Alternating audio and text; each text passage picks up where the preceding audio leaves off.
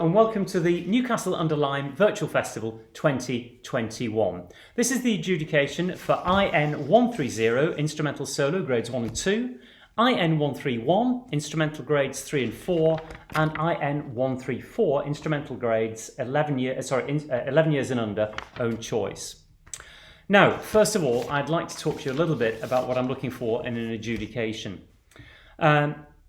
First thing I'm looking for in this one is, are the right notes in the right place? I know this sounds quite obvious, but tied in with this, are the notes accurate? If it's a minim, is it held on for the full value?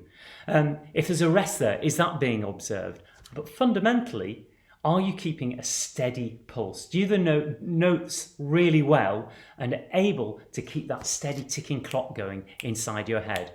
Now, pulse is absolutely fundamental to music, and a metronome can be a huge help. So I would advocate, if you've not got one, this is something to have a chat with your teacher about and consider getting, because not only does it help develop a sense of pulse, it's also really going to help you as a practice tool, so you can start off slowly and gradually take the speed up on the metronome, whether it's an app on your phone or you buy a separate one. You can even get them free on your phone, I should say, as well, because it's a good way of disciplining yourself and really making sure you get to grips with those notes and finger patterns. And it will also highlight which bits you're finding tricky or you can't quite keep with the ticking clock on it. So right notes in the right place and played with a firm sense of pulse. The next thing I'm looking for is technique. Have you got the bowing or the blowing technique in these classes to actually produce the notes with a really good tone or sound quality?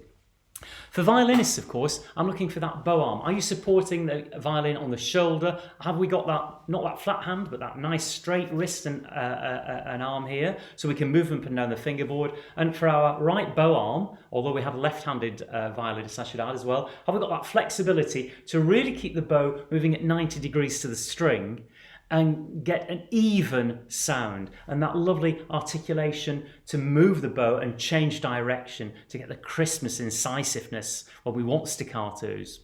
For wind players, of course, that's all about breathing and getting a good inhalation of air, a nice breathe in. I'm always looking for the inhalation. Anybody can breathe out, breathe out, okay, but it's the breathing in, and then that will give you that support, that solid support on which you can use your diaphragm to get the pressure behind it and that evenness of tone and sound and projection. Also, of course, with wind players, we're looking at how you use your tongue, the actual articulation of in the note to get the start and stop of it. Now, if you've got the technique in place and you've got the right notes in the right place, I'm now looking for those extra details, the performance detail, what's actually written on the music, the slurs, the staccatos, the dynamics. Those are so important. And my one big thing to you all is always make the most of dynamics. If it's quiet, make it even quieter. If it's loud, make it even louder, because you really need to exaggerate them. What you perceive as a musician as being quite a big range often isn't. And I'd like you to really think about how you can maximise those dynamics between really quiet and really loud. Okay, interpretation. Having put all that together, am I actually realising what the composer intended? It's sometimes a clue in the title. If it says dance, or one we had earlier in the piano class, this was March Hare. You can see my little hair here behind me, with a kind of a jumping left hand. Obviously the composer tried to imitate that. But if it's a lovely dreamy piece, am I getting that lovely long line, that caressing of the ear to really evoke those beautiful sounds out of the instrument? Now, the other thing that's really important here is stagecraft, how you present yourself. Some really good announcements. It's fantastic to do those, so please keep on going, even if you're not required to, because it's a really lovely way of engaging with your audience and saying something about yourself, your personality, and you build up that relationship with your audience there. So the other thing then is how you start and stop pieces, waiting before you start. So if I'm a flautist, for example, I would get my music on the stand. I check with my accompanist that everything's okay, if I've got an accompanist, of course, or press my play button if I've got a backing track, and then raise my flute. And then start. And just pausing before I start to give that silence at the beginning, and particularly if you're on a quiet piece at the end. So I finish my piece on my flute, And then I pause before taking the instrument away from my mouth or off my shoulder to signal the applause and just hold that performance in silence. So that's a little bit of stagecraft. Other things we could talk about are, of course, music stand position. We don't want to use the stand as a barrier between us. I was pleased to see that all of you had a good stand position where I could really see you as a performer, and the audience want to see that. Very often when I'm seeing live performances, younger students particularly will hide behind the stand, so they'll have the stand here. So there's almost a nice barrier in front. But that's something nobody did, but something to be aware of. Okay, so it's bringing all that together, that stagecraft, the right notes in the right place, to give me a performance. And then the X factor.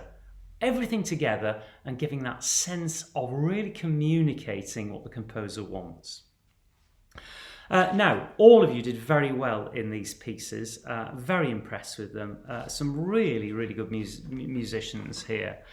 Instrumentalists, do take every opportunity you can to play in bands, in orchestras, in ensembles. There are a few things you can do in live which are as pleasurable as playing with music with other people, and I would please endorse parents, get your children out there in any youth orchestras, youth bands, youth groups, ensembles, doing duets, trios, because it's such great fun, and actually it really helps children develop their musicianship.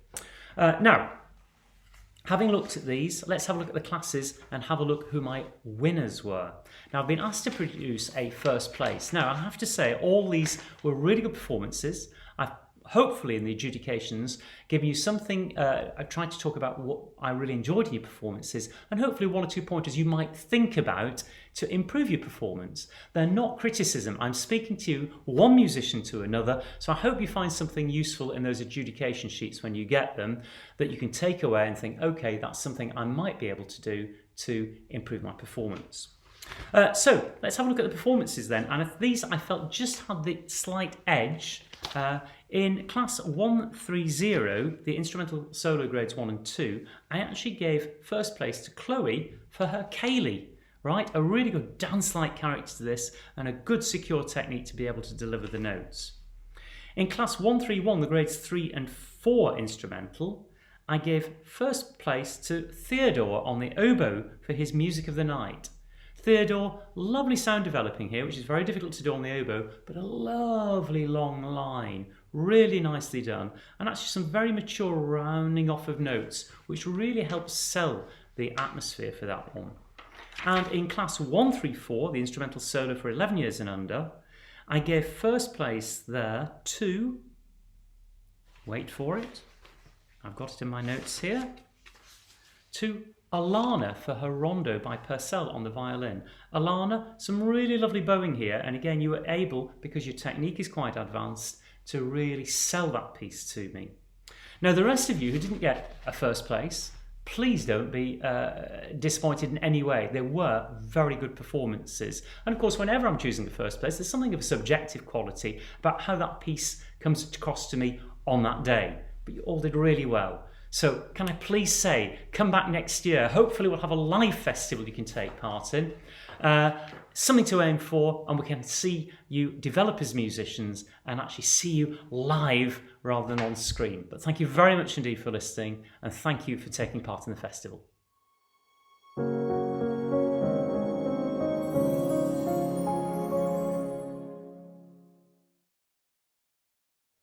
My name's Philip Dewhurst, and I'm going to be adjudicating in this video IN 132, the instrumental grades 5 and 6, IN 133, instrumental grades 7 and 8, IN 135, that's the instrumental solos 12 to 15 years, IN 136, the 16 to 18 years, and IN 137, the open own choice.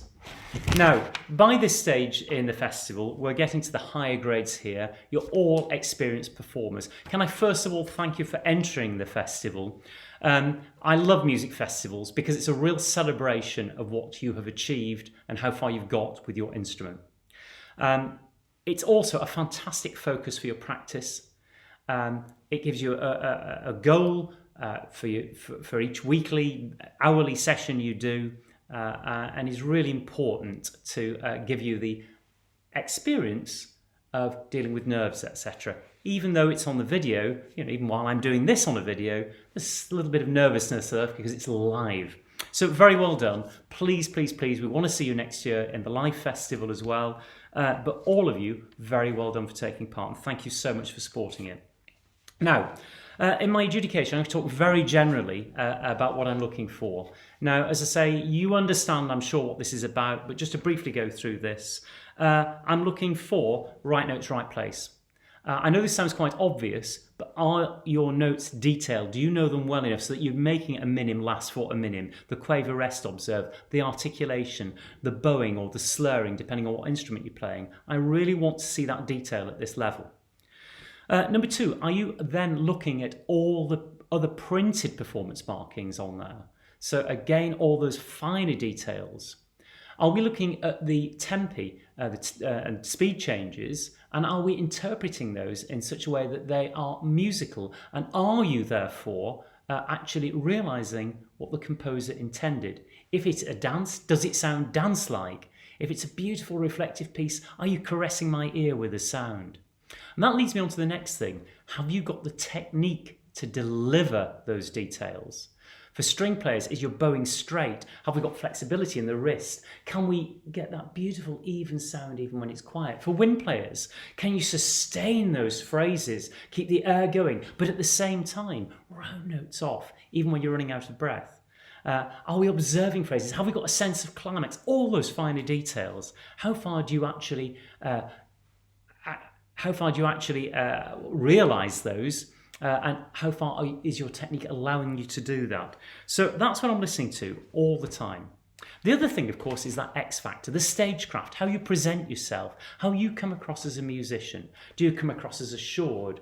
You're taking time, you're looking at your accompanist, just the way you hold your instrument. Are you starting off and bringing instrument up to start and just commanding my attention from the outset? So those are the general what I'm looking for with these classes. Now, very briefly, in a little bit more detail on these, we had wind players, we had string players. You were all very good, and I have to say some outstanding performances here. Without further ado, let me get down to the positions. Now, I had to choose the first in each of these. The first I've chosen with those performances were just set apart from the others. The others were really good, but perhaps just spoke to me personally. It may be that another adjudicator would make a different decision, so please don't be disappointed if I haven't placed you. You've all done really well. But these performances I just felt had the edge. Now, in class IN132, there was actually only one performer, and that was Sophia playing the oboe, and she played a gavotte by Bach. Beautifully articulated. Sophia, can I just say, it was a really good performance. I know you were the only performer in it, but I'm sure you would have come first anyway, because it was a really lovely performance, lots of detail in it, and really got that Baroque sense of dance. In 133, I gave the first place to Nina, playing the oboe quartet in F. Love this piece. You really got that Mozartian style, lots of detail in it. I put down one or two suggestions for you as to what you might think about in terms of technique, but very, very well done indeed. In class 135, that went to Sophie on the trumpet, playing the aria by Flor Peters. Sophie, a really outstanding performance here. You've really very good technical control over the instrument, and were able to bring an extra sense of musicianship and maturity in the approach there. Some other very high marks in that class as well. In 136, I gave first place to Josie on the cornet, playing Voice of Grace. Again, some lovely sounds here, well-developed sound in there.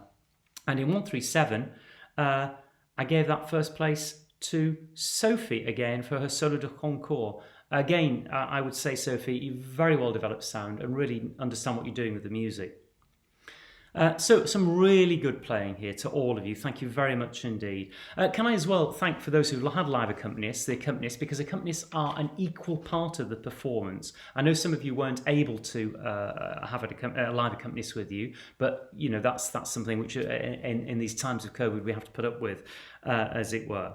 I would also like to say thank you to those who play without music. I don't give extra marks for that, but what that shows me is that you know the notes really well and can think about how you're playing the notes and not what notes you're playing, and that's really important. And even if you do use music, you should be in a position where you can actually play it without music, because you should know the notes that well. So all in all, really lovely performances. I've given you each some feedback, and I hope the feedback you find useful. It's there to say what's good about your playing and hopefully give you 1 or 2 pointers from one musician to another about ways you might think about improving it, and that's something to chat about with your teacher. But without further ado, thank you very much indeed for taking part. I hope you enjoyed the experience. Thank you, and let's see you next year.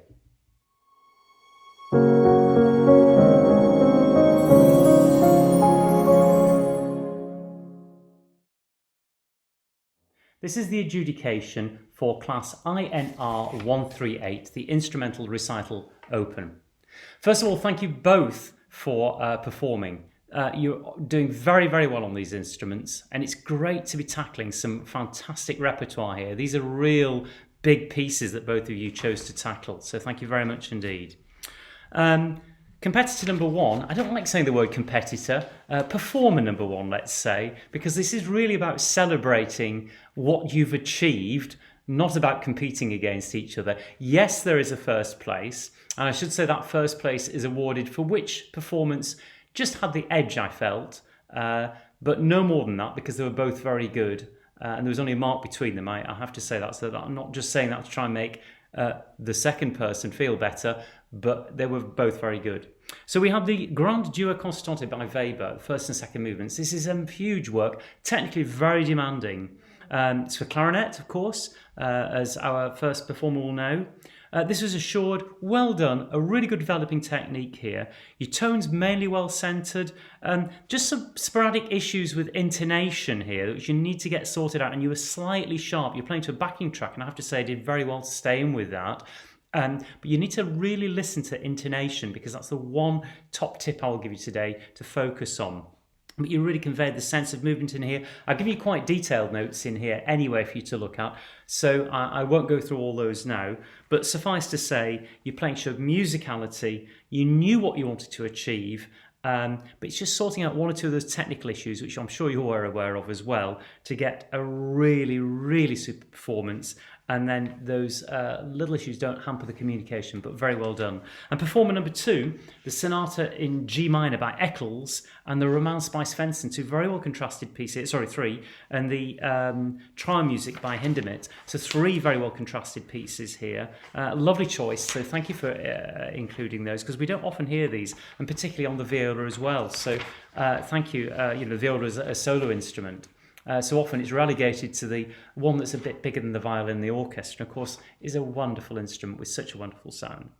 So these very well played, some lovely phrasing. I think what came across here was you really, really knew what you wanted to achieve with this. Really knew what you wanted to achieve with it. Strong playing, really good detail in the line and everything. You're clearly a dedicated, enthusiastic musician who enjoys performing. And what better way to show your talent than in a music festival like this? So both of you, very well done. You're both very more than capable of understanding how to practice and what I'm looking for in performances. So I won't go on at length about those. But in order to just fulfill my requirement, first place went to performer number 1 with the Grand Duo Concertante. So thank you very much indeed, both of you, for sharing your music with us. Thank you.